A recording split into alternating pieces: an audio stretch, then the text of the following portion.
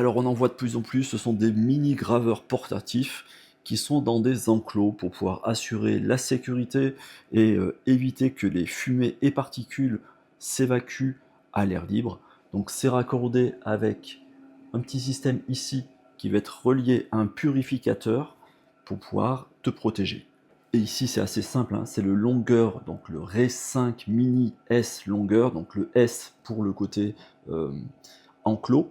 Donc ils sont partis sur la base du Mini 5 qu'ils avaient déjà réalisé, et après ils ont réalisé un enclos tout autour avec un bouton ici pour pouvoir avoir un bouton de sécurité en cas de difficulté, et comme tu as pu le voir, au moment où on ouvre le capot, eh ben, tu vas avoir ici des petits interrupteurs, on va appeler ça comme ça, qui vont pareil sécuriser la chose. Donc dès que tu retires, ça va arrêter ton travail. Dès que tu refermes, eh ben, ta gravure va continuer.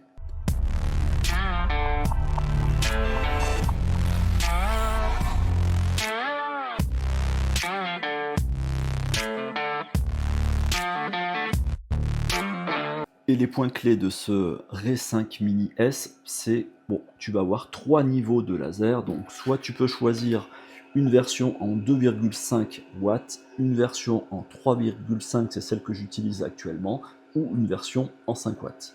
La surface de gravure, ça va être 13 cm par 14 cm, chose qui est aussi un peu à la mode maintenant, c'est de pouvoir relier nos graveurs laser à notre application pour pouvoir lancer directement des photos, des petits projets.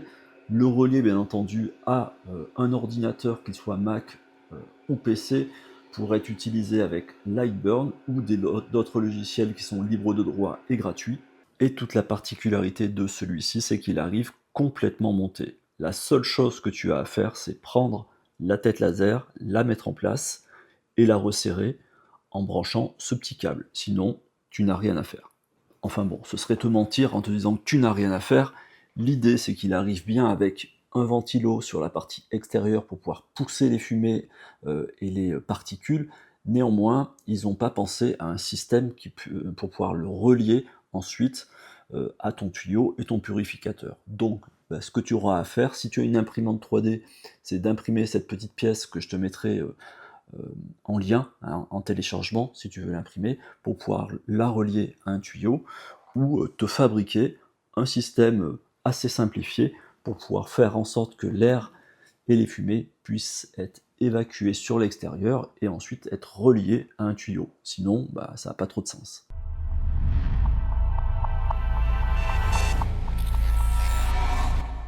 Alors, je ne vais pas te faire une vidéo longue, détaillée pour ce type de mini graveur laser.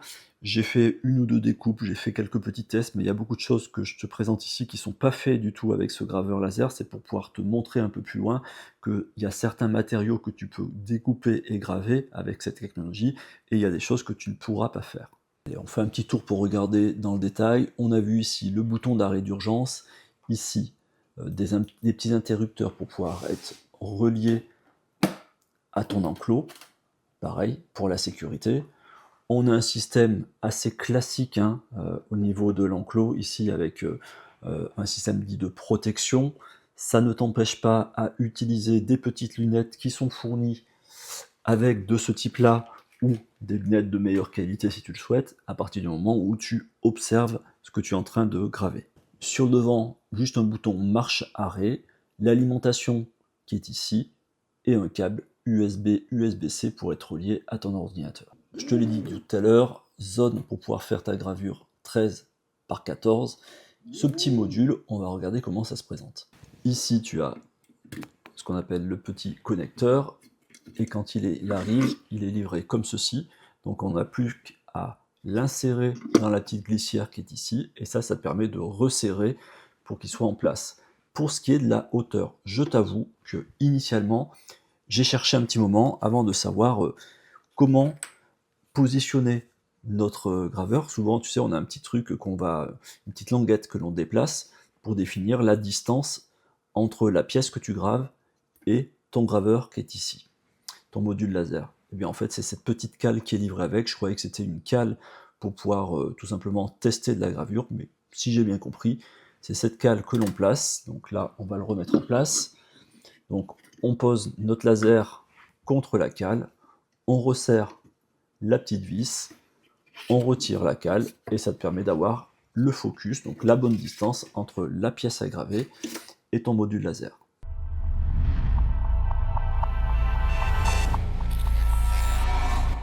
On va profiter de ce projet de découpe. Je suis en train de faire un sous-boc sur lequel j'ai fait le choix de pouvoir graver un peu en profondeur, donc de creuser du bois, pas simplement faire un petit marquage. Donc j'ai choisi de travailler à une vitesse de 2000, une puissance de 40, et pour la découpe, on verra si ça passe, je suis à 300 en termes de vitesse et 100. Mais on va profiter de ce moment-là pour regarder comment il est en train de faire notre gravure, mais surtout voir s'il fait du bruit ou non. Donc ce que je te propose, là, on va retirer le micro-cravate pour te faire écouter le bruit ambiant.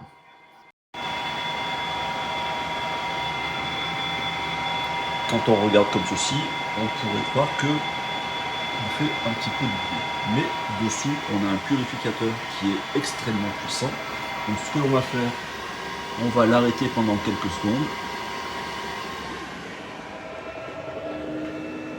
Et maintenant, je te laisse écouter. Il est particulièrement silencieux. Donc, parmi les petits graveurs que j'ai eus jusqu'à maintenant, c'est un des plus silencieux pendant son travail. On va remettre le purificateur ensemble.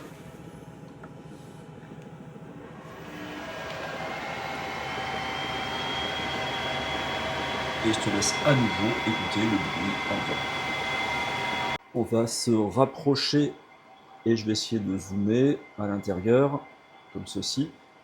C'est là que je te disais, j'ai volontairement creusé la matière, donc forcément tu vas avoir un petit peu de zone noircie autour, chose que l'on pourra nettoyer ensuite. Donc à 40% de sa puissance, tu vois qu'il est déjà en train d'attaquer la matière, donc tu n'as pas forcément besoin d'avoir des lasers ultra puissants pour pouvoir faire des sous-bocs, pour pouvoir faire de la découpe ou de la gravure sur des petits morceaux de contreplaqué en 3 ou 5 mm, des choses que je t'avais montré que j'avais fait avec d'autres lasers de ce type-là.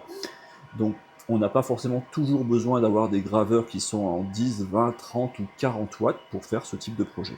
On va regarder si on a de la fumée à l'intérieur. Donc il se comporte plutôt bien. Donc on a le ventilateur qui va pousser, qui va prendre la fumée ambiante, la pousser sur l'extérieur, mais ça va surtout dépendre du purificateur, bien entendu, que tu vas brancher à l'arrière. Si tu as quelque chose qui est très faiblard et que tu fais beaucoup de découpes, il faut avoir suffisamment de puissance pour pouvoir évacuer la fumée. Donc le ventilo fait le travail, néanmoins, il faudra avoir un purificateur qui aspire.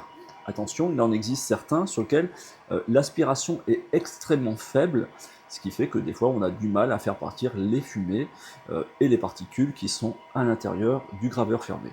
On arrive au moment de la découpe. Pour savoir si tu passes bien à travers ton matériau, ici ce qui est plutôt pas mal, c'est que sur la partie basse, on a de la visibilité comme ceci. Donc on voit que notre graveur laser passe bien à travers la matière, parce que j'ai placé, tu vois, dessous, je te remontrerai, une espèce de petite grille qui permet d'avoir une découpe plus efficace. Pour ce qui est de la fumée, pareil, pendant la découpe, eh bien on voit que notre purificateur fait le job et que le ventilo aussi. On observe le résultat du coup avant de faire le post-traitement. Donc comme j'ai volontairement creusé, comme je t'ai dit tout à l'heure, j'ai travaillé à peu près à 40, c'est pas à peu près, j'ai travaillé à 40% de sa puissance sur une vitesse de 2000. Donc on a quelque chose qui est creusé, qui forcément va avoir des zones noires tout autour. Et maintenant, je vais procéder au nettoyage. Voilà le type de rendu que tu peux avoir après un nettoyage. Donc ici, tu vois, c'est encore légèrement humide. Donc qu'est-ce que j'utilise pour ma part? Tout simplement, je mets du vinaigre blanc dans un purificateur et j'utilise, tu sais, ces espèces de, on appelle ça des éponges magiques qui permettent de nettoyer plus efficacement, donc ça marche plutôt bien. Donc une fois sec, on aura quelque chose d'un peu plus uniforme. À toi de voir si tu veux nettoyer un peu plus en profondeur pour avoir des zones claires ou des zones noires, ou de faire un mélange comme ici. Moi je trouve ça plutôt sympa. Voilà en tout cas pour ma petite astuce ou technique de post-traitement.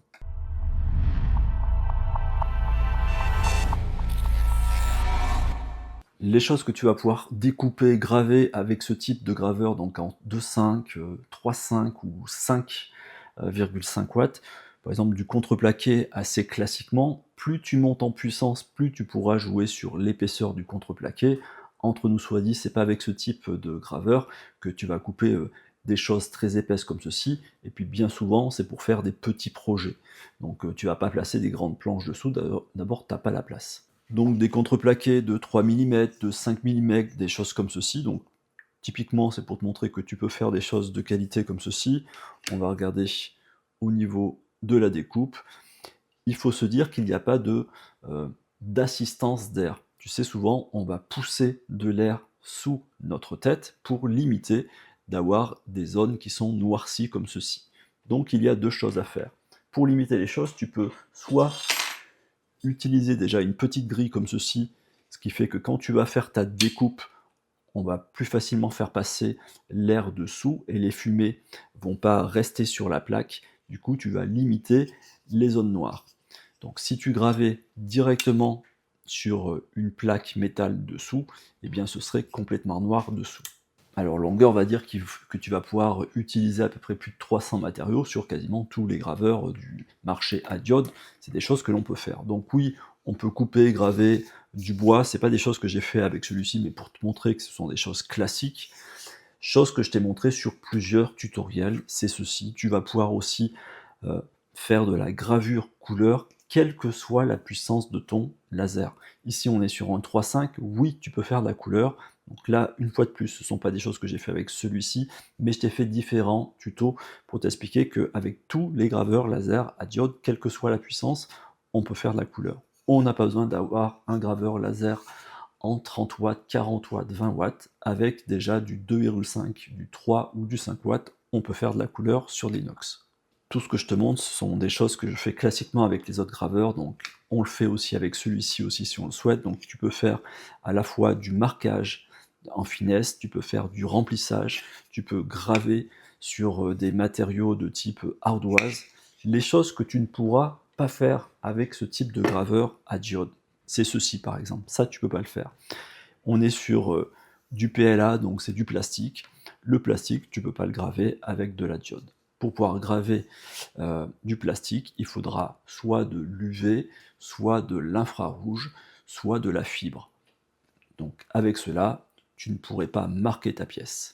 Donc ce type de graveur, c'est pratique pour faire des petits projets comme ceci, c'est pratique pour faire des petits sous-bocs, donc toutes ces petites choses, finalement, hein, qui restent dans une distance de 10 par 10, 13 par 13, c'est intéressant.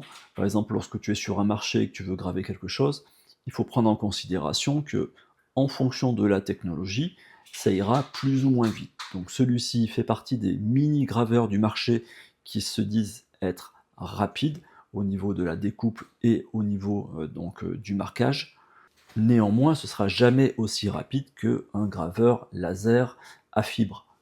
Bon, après, c'est 20 fois moins cher qu'un graveur laser à fibre aussi, donc tout se joue aussi sur les technologies. Donc, un graveur laser à fibre, c'est avec un système galvo, donc c'est très très rapide. Ici, sur ces types de graveurs laser, on va avoir un déplacement comme ceci et comme ceci dans les deux axes pour pouvoir faire la gravure. Donc tu as bien compris que tous les déplacements que l'on va faire comme ceci, ça prend du temps. Alors qu'un galvo, c'est avec des systèmes de miroir et du coup tu as juste le laser qui marque ta pièce. Alors, il en existe plusieurs sur le marché. Il y a Longueur, il y a les autres marques. Aujourd'hui, je suis là pour te parler de Longueur. J'en ai testé plein. Ils ont tous leur avantage et leurs inconvénients. Et puis, il y a eu aussi une histoire de finance, de prix. Le Longueur, ça s'avère être un des moins chers du marché à ce jour, mais ça peut évoluer, dans un système qui est complètement fermé. Donc, ça peut avoir son intérêt aussi. Après, si tu rajoutes bien sûr 100 € ou 150 € de plus, tu vas monter aussi en gamme.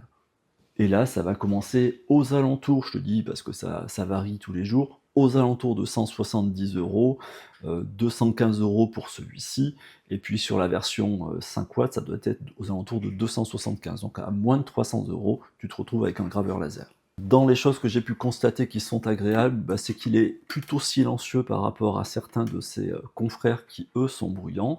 Donc finalement, le ventilo qui pousse la fumée vers l'extérieur, on va le déplacer comme ceci, reste assez silencieux. Celui-ci aussi, Après, il faut se dire que plus tu montes en gamme, plus on va avoir un système de refroidissement efficace, et bien souvent, bah, c'est de plus en plus, enfin, de moins en moins silencieux quand on monte sur des gammes supérieures. Qu'on soit clair, la petite particularité de ces graveurs laser, c'est qu'ils s'appuient sur des logiciels comme Lightburn ou comme GRBL, des logiciels gratuits, ce qui fait que ils n'ont pas créé un logiciel dit ultra simple d'utilisation. Donc il va falloir prendre un petit peu de temps pour avoir la maîtrise du logiciel. Donc pour débuter, tu pourras utiliser bien entendu l'application. Et pourquoi je te parle des logiciels? Parce qu'il existe des logiciels aujourd'hui sur le marché qui accompagnent les graveurs laser qui sont ultra faciles d'utilisation. Néanmoins, c'est des produits qui vont commencer entre 500, 600, 700, et pour avoir des produits confortables, c'est souvent aux alentours de 1500 euros. Donc oui, ils embarquent aussi un écosystème et des logiciels assez simplifiés, un peu comme les imprimantes 3D avec leur slicer. Des points à noter et à remarquer, donc c'est avec un enclos. Par contre, ils n'ont pas mis de système sur la partie basse pour pouvoir la protéger. Donc la partie qui est en dessous, c'est aussi de l'acrylique, ce qui fait que je te conseille vivement d'aller rajouter une petite plaque de ce type-là. Alors tu vois, ça c'est des planches de découpe à l'origine, tu sais, pour l'alimentaire. Donc tu places ça au fond, ça protégera et ça évitera tout simplement de brûler et d'abîmer ton acrylique. Et puis après, comme je te l'ai dit, tu peux aussi acheter des espèces de petites grilles comme ceci que tu pourras placer au fond pour pouvoir faciliter la découpe. Dans les choses qui n'ont pas été pensées par le fabricant, c'est cette partie-là. Donc si tu le souhaites, je pourrais le mettre en téléchargement libre sur MakerWorld. Donc moi je l'ai fait en PETG. Donc je l'ai pris à la dimension de notre ventilo. J'ai adapté comme ceci, de façon à ce que tu puisses placer à nouveau les écrous. En complément d'information aussi, on a vu que le graveur laser était dans un caisson entièrement fermé. Du coup, on va se poser la question, si on veut graver sur une malle, sur quelque chose qui est plus épais, plus haut ou plus large, eh bien, ce qu'on va faire, c'est assez simple. On retire les petites vis qui sont à l'arrière pour pouvoir retirer notre acrylique qui est sur le dessous, ce qui permettra de pouvoir poser ton graveur laser sur des surfaces plus grandes. Alors je te laisserai le lien dans la description si tu souhaites aller voir ce que fait la gamme longueur. Ils ont différents niveaux de graveur laser. Ils ont aussi les versions nano dont je te parlais avec le système Galvo. Donc voilà pour une présentation très rapide de ce produit-là. On va pas y passer des heures. On est sur un petit graveur laser d'entrée de prix sur le marché à moins de 200 euros. Donc à toi de voir si ça correspond à ton utilisation. Je te laisse passer dans les commentaires si tu souhaites que je réalise un projet un petit peu atypique, différent, avec ce type de graveur laser, parce que graver du bois, enfin faire des petites découpes, ça va bien 2 minutes, mais c'est pas ça qui me fait marrer, moi de mon côté. Moi j'aime bien essayer de faire des choses un petit peu plus complexes ou artistiques. Donc si tu le souhaites, je peux faire des choses de ce type-là, c'est-à-dire faire de la gravure en couleur. Je pourrais te refaire, si tu souhaites, un tutoriel pour te montrer comment on peut graver en couleur sur de l'inox avec des mini graveurs comme ceci à faible puissance. Donc je te laisse me le préciser, je mettrai la vidéo après sur TikTok ou sur Instagram. Et en attendant, je vous dis à très bientôt les artistes.